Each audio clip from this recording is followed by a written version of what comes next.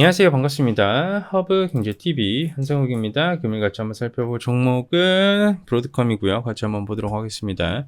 여러분들께 오늘 하루도 굉장히 고생들 많으셨다라는 말씀 드리면서 시작하도록 하겠습니다. 전체적으로 시장의 흐름 자체는 갭상승을 보여주고 난 뒤 살짝 차익 매물이 나와주는 그러한 미국 시장이었고요. 브로드컴 또한 마찬가지로 갭상승 이후 음봉으로 살짝 늘려주는 모습이었습니다. 이 브로드컴의 움직임을 봤었을 때 일단 월봉 기준으로 보자면 월봉 유의미했었던 시가를 이탈시키고 난 뒤에 21선 터치를 해주고 양봉으로 말아 올려주는 모습이었어요. 굉장히 긍정적이죠.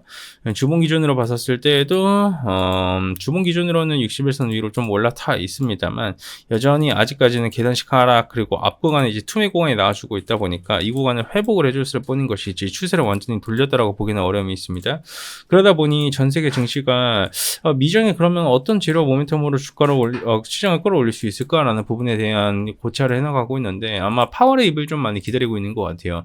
관세 이슈야 지금 유예가 됐어요. 그리고 이번 주에 피크가 다 찍어진 게 맞아요. 관세 이슈는 여기서 만약에 문제가 생긴다라고 하면 아마 90일 정도 90일 정도 후에 이 관세 이거 협상이 좀 진행이 되고 있는데 잘 안 돼서 파기가 됐다. 이 정도가 이제 최악의 시나리오고 1차 협상에서도 그랬었죠. 그러면서 증시가 투매가 나왔었던 거고 현재로서는 유예 기간이기 때문에 증시의 반등을 좀 이끌어 나갈 수밖에 없는 그러한 시점이 맞습니다. 하지만 생각을 해보셔야 되는 한 가지가 뭐냐면 결국 그렇게 해가지고 금리 인하는 어떻게 되는데 유동성 풀려 안 풀려 이 부분 좀 핵심 포인트로 보여주고 있거든요.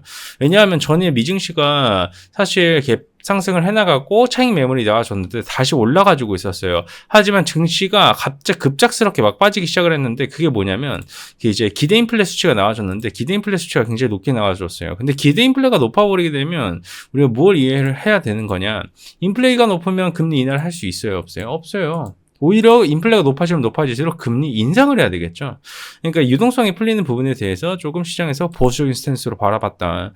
그러다 보니 증시 자체가 한번 억눌렸고 그러한 부분에 대한 어느 정도 코멘트와 의견을 들어줄 수 있을 만한 게 결국 파월의 입이 제일 중요하거든요.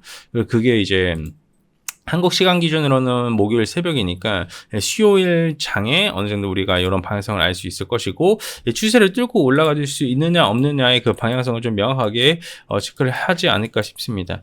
결국 금리 인하라는 것은 여러분들이 생각을 하셔야 되는 것은 키워드가 뭐냐면 경기 침체면 금리 인하를 해야 되고요. 인플레이션을 보면 금리 인하를 하면 안 돼요.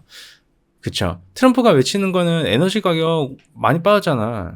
그러니까 금리 인하해도 전혀 문제 없어. 인플레 문제 없어라고 얘기를 하는 것이고, 연준 입장에서는 아직까지 관세발 이슈 이거 적용이 안 됐고 굉장히 불확실한데 지금 상황에서 어떻게 무작정 금리를 인하할 수 있나? 그건 아니지 않나? 라는 스탠스인 것이고, 좀 여러한 움직임이 좀 나와주고 있는 거예요. 그러한 부분은 사실 입장 차이라고 볼 수는 없고, 데이터와 통계를 기반으로 결정을 내리는 연준의 포지션이 굉장히 중요하다 보니까, 미증시의 이제 단기 박스 상단은 도달을 했어요, 증시가. 네?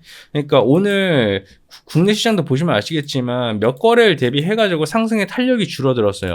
그럼 이게 추가 슈팅 구간을 만들기 위한 상승의 춤 구간일까요? 아니면 에너지가 어느 정도 소진이 된 걸까요?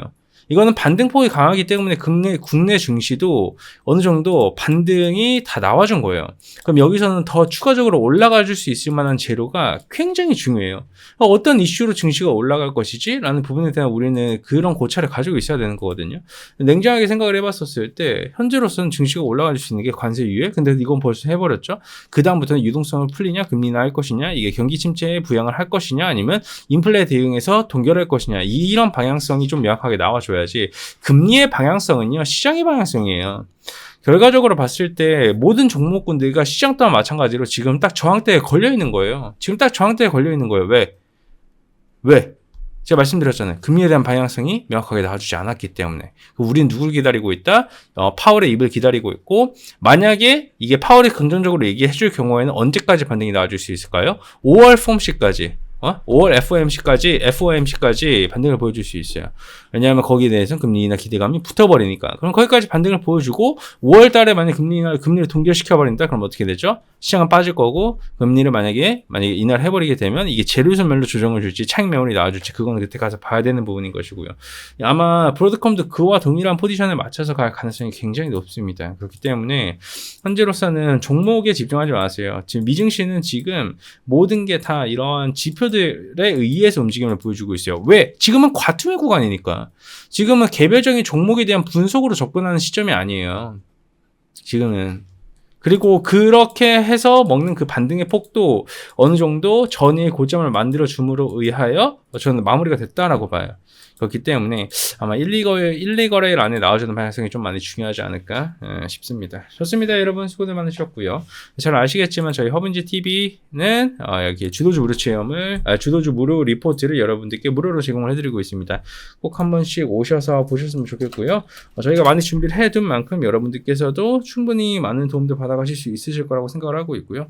어떤 시장이든 많은 정보를 기반으로 여러분들이 투자를 하셔야 더 좋은 결과물도 가져올 수 있는 겁니다. 좋습니다. 고생들 많으셨고 제가 내일 또 인사드릴 수 있도록 하겠습니다. 감사합니다.